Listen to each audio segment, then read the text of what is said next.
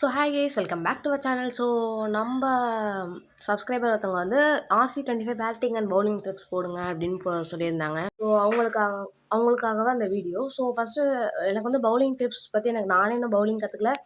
Like game changer ஃபைவ்ல கூட ஏதோ கொஞ்சம் தெரியும், பட் இதில் வந்து தெரியாது. ஸோ பேட்டிங் டிப்ஸ் மட்டும்தான் நான் அந்த வீடியோவில் வந்து சொல்ல போகிறேன். ஏன்னா எனக்கே இன்னும் பவுலிங் நானே எப்படி இன்னும் கண்ட்ரோல் பண்ணி போகிறதுன்னு எனக்கே தெரில. நான் கற்றுக்கிட்டதுக்கப்புறம் நான் அந்த வீடியோ மேக் பண்ணி போடுறேன். ஸோ இப்போதைக்கு மட்டும் நான் பேட்டிங் டிப்ஸ் மட்டும்தான் போட போகிறேன். ஸோ சும்மா ஒரு குவிக் ப்ளேயில் தான் காமிக்க போகிறேன். ஃபுல் டிஃபிகல்ட்டியில் இருக்குது, பார்த்துக்கோங்க. ஸோ பாருங்கள், ஃபஸ்ட்டு இந்த ஏரில் பால் இருக்கும்போது நீங்கள் கொடுக்கணும். அதான் நான் மார்க் பண்ணி காமிச்சல, ஏரில் இருக்கும்போது தான் நீங்கள் கொடுக்கணும். அப்போ கொடுக்கும்போது தான் உங்களுக்கு ஷார்ட்ஸ் போக சான்ஸ் இருக்குது. ஸோ அதுக்கப்புறம் பார்த்தீங்கன்னா ஸ்பின்னர்ஸை வந்து நீங்கள் இன்னும் கொஞ்சம் லேட்டாக ஆடுற மாதிரி இருக்கும். அதாவது பிச் பண்ண போகிற ஒரு செகண்டுக்கு முன்னாடி நீங்கள் கிளிக் பண்ணிங்கன்னா உங்களுக்கு டெஃபினட்டாக பால் போகும்.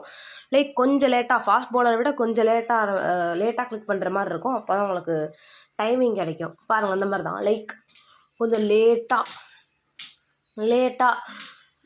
லேட்டாக கொடுக்கும்போது தான் உங்களுக்கு போகும். லைக் எல்லா பாலும் போகாது. லைக் நீங்கள் கேப் பார்த்து அடிச்சிங்கன்னா டெஃபினட்டாக போகும் உங்களுக்கு. மெயினாக டைமிங் தான் முக்கியம். ஏன்னா இப்போ இன்ஃபீல்ட் தலைக்கு மேலே அடிக்கணும் அப்படின்னா உங்களுக்கு டெஃபினட்டாக டைமிங் தான் தேவை அந்த இடத்துல. ஸோ அப்படின்னும் போது உங்களுக்கு அதான் இதெல்லாம் வந்து ஷார்ட் செலெக்ஷன் சரியில்லை. So bye guys.